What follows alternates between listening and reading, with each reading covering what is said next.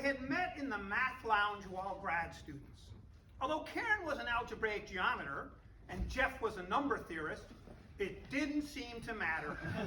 Their love transcended the bounds of their respective mathematical specializations. But little was expected of the union. Dr. Sylvia Vittle, Karen's advisor, had urged her to reconsider. There are lots of strong algebraic geometers out there. Look at Brown from UCLA. Or Sattermeyer from Brown. Why settle for a number theorist? But Karen knew her heart, and the two were married 3 weeks after they had both received their PhDs. One morning, 4 months into the marriage, as they sat at the kitchen table, sipping their morning coffee, Karen cleared her throat. Jeff looked up from his morning paper, 0 free regions for Dirichlet L functions. Jeff, there's something that I want to tell you. Yes, honey, what is it? Well, do you remember that night 2 months ago when we stayed up until 3 a.m. in the morning and we talked about jet functions? Who can forget it?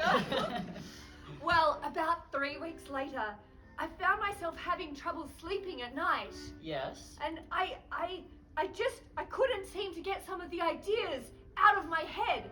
I was waking up in the morning and I just felt lousy. Uh-huh. So I guess what I'm trying to say is I think I may be with theorem. Oh my God. Really? You think so? How can we know for sure? Well, wait, I have a test that Dr. Vittle gave me. It's just a set of possible counterexamples. We can see if it withstands them. Okay, definitely. Let's do it. Should I do anything? No, just wait here. I can do it in the study. Shouldn't take more than like 15 minutes. After waiting impatiently for 10 minutes, Jeff knocked on the door. Karen, are you doing okay? Just one more counterexample, honey. Just shouldn't take much longer. Okay.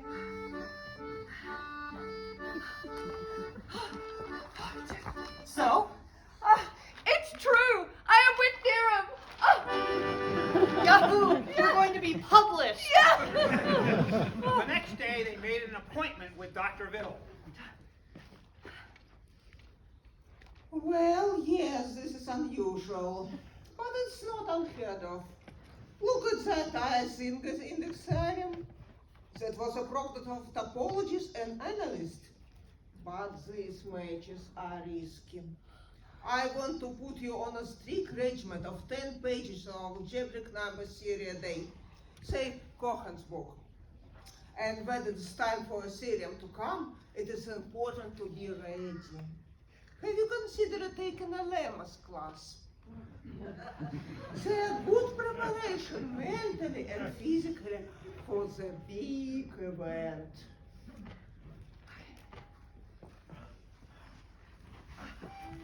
Karen woke in the middle of the night in a cold sweat. Calculations raced through her head.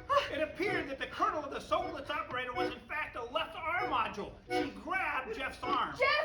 Jeff, wake up! I think it's here. Okay, look, stay calm. I'll call Dr. Vittle. Okay. We meet her down at the university. You get dressed. Okay. Oh goodness! Oh, that was a big idea.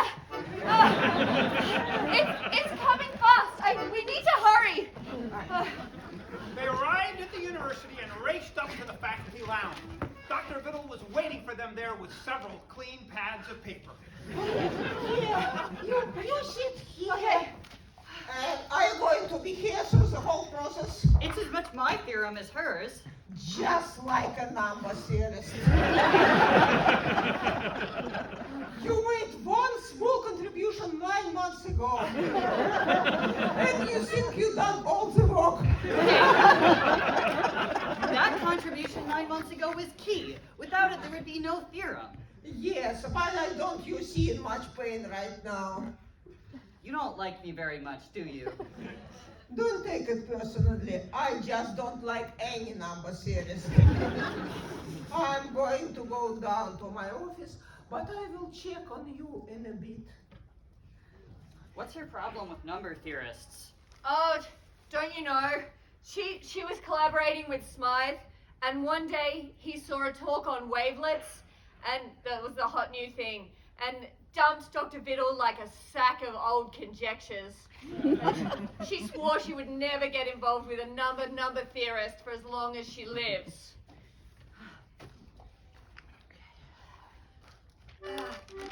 No, maybe, wait, I think it's like maybe, oh no, not yet,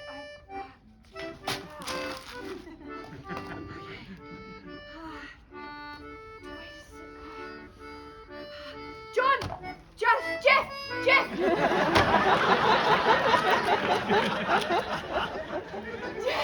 Jeff, this is it! Quick, get Dr. Biddle! Symbols spewed out on the page. It was agonizing and amazing at the same time. Jeff flew down the stairs 3 at a time and returned almost immediately with Dr. Biddle. Karen was writing furiously. Oh, yes, things are going well. Looks like a big one.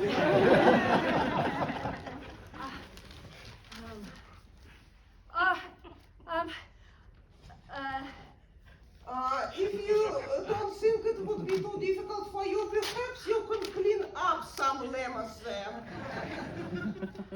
Oh God!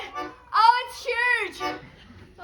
It's okay, relax, and just let it come out. Karen poured filled sheets off the pad one after another. She sketched diagrams and figures, equations with subindices and superindices flowed from her pen.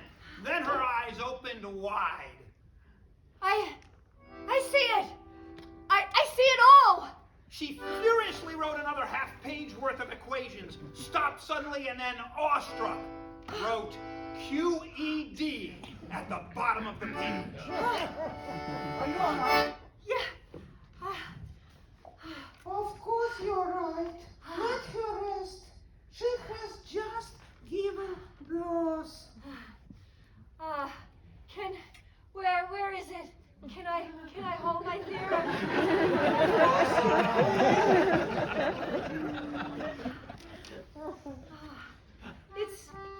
It's really beautiful, isn't it?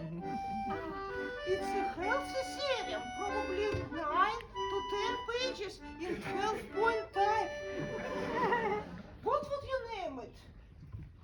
Well, we were thinking of naming it the bounded cogeneration theorem, but after what we have just been through, I was thinking maybe the constrained optimization theorem. I think that's a wonderful name, honey. Well, I would like to keep an eye on it tonight. Make sure it's robust enough to stand up the referees. And then, in the morning, we will send it to the annals of mathematics. The annals, even in my wildest dreams, I didn't imagine. Oh, Karen, I love you. The two hugged each other, cradling the theorem between them. And even Dr. Biddle smiled.